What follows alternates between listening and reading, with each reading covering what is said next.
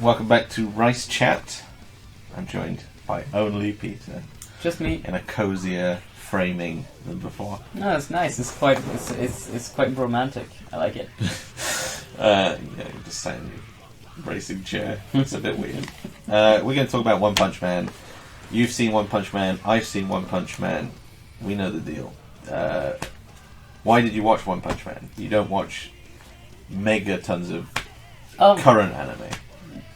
I wouldn't say that. I watched some things. I've gone through like all the Netflix animes and stuff, and I didn't like most of them, to be honest. But everyone's been talking about One Punch Man, and I think a lot of people have been watching One Punch Man. I saw pictures from One Punch Man, and didn't make me that interested. Just seeing like still images and people's descriptions of the show didn't make me that interested. It's a hard one to describe. Yeah.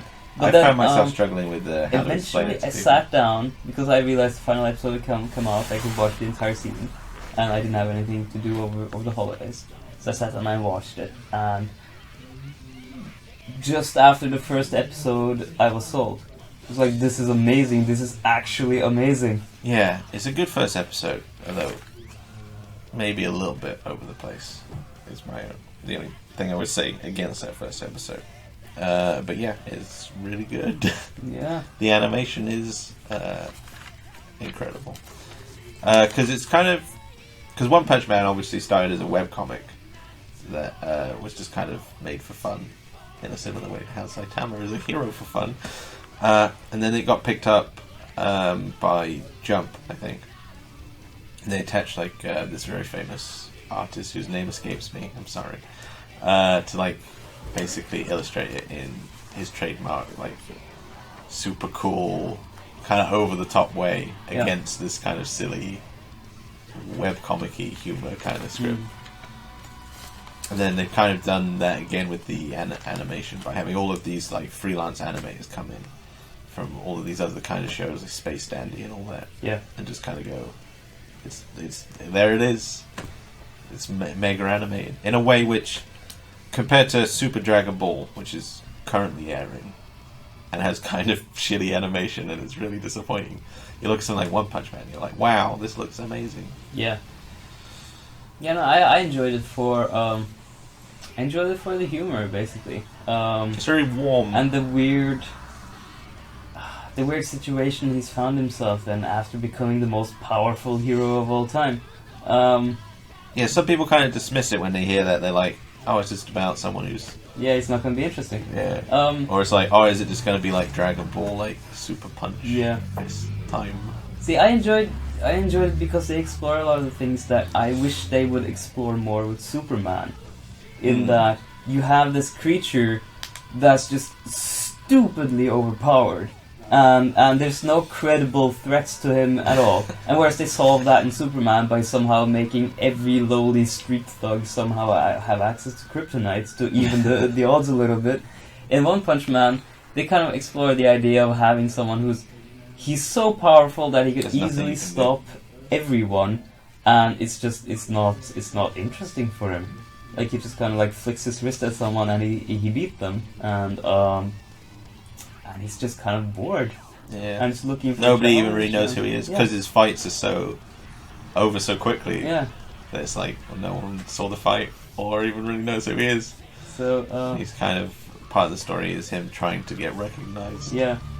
And for some reason he does the test, but he's not placed in the S class because his written exam wasn't that great. Yeah, he everyone maxed else out the physical. They have all the hero knowledge, whereas he's like, yeah, I just show up and then I punch a guy, and then... So he's kind of starting at the bottom when he signs up to the hero place, and he's kind of working his way through. Yeah, there are other heroes that was a weird as well. direction actually. I didn't expect it to go in that direction when I watched the first few episodes. I enjoyed it, but it was not where I thought it was going. Yeah, basically, it kind of takes it directly from the manga, kind of, where I guess it was just a bit silly, and then it kind of had to find out how it was going to continue. Yeah. And they've kind of taken that through quite directly. But I think it's good. Yeah, I quite enjoy it. It begins introducing a lot of other heroes, which are, most of them are kind of parodies of other things, other types of manga.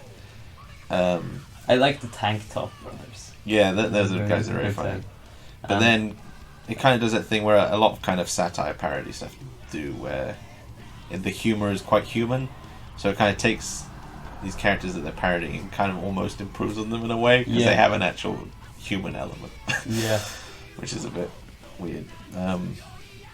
Yeah, trying to remember, because I'm reading the manga as well. Yeah. Trying to remember exactly what is covered in the first season. Goes up to, yeah.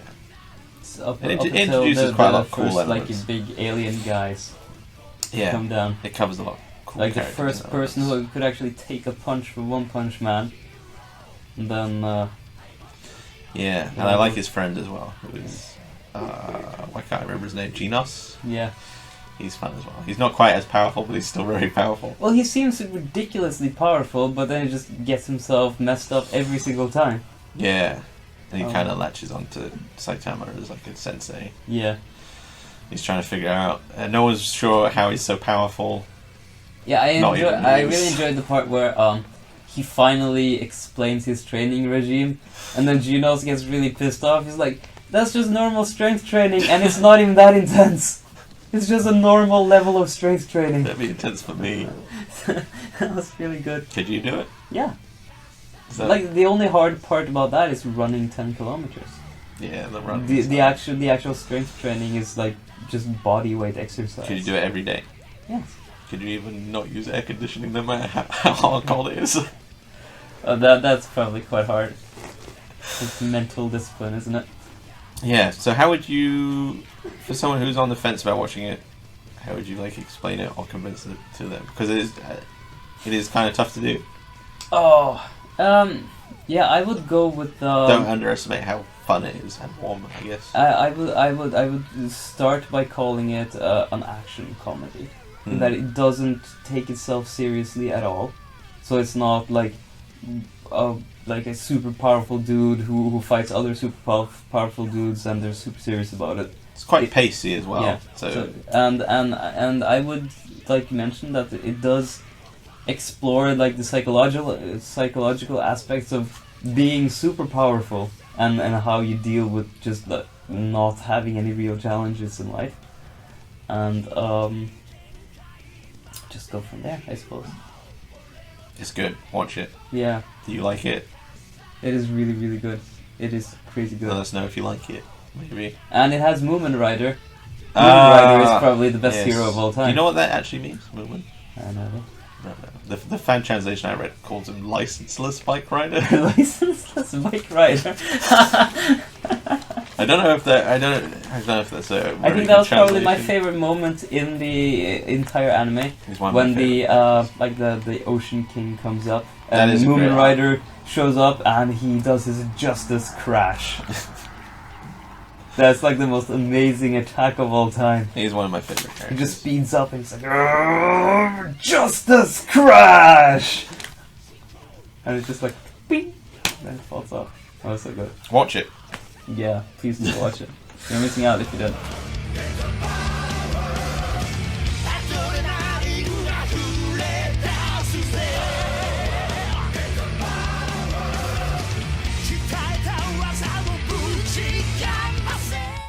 Fight me in a fune. Fight me in real life.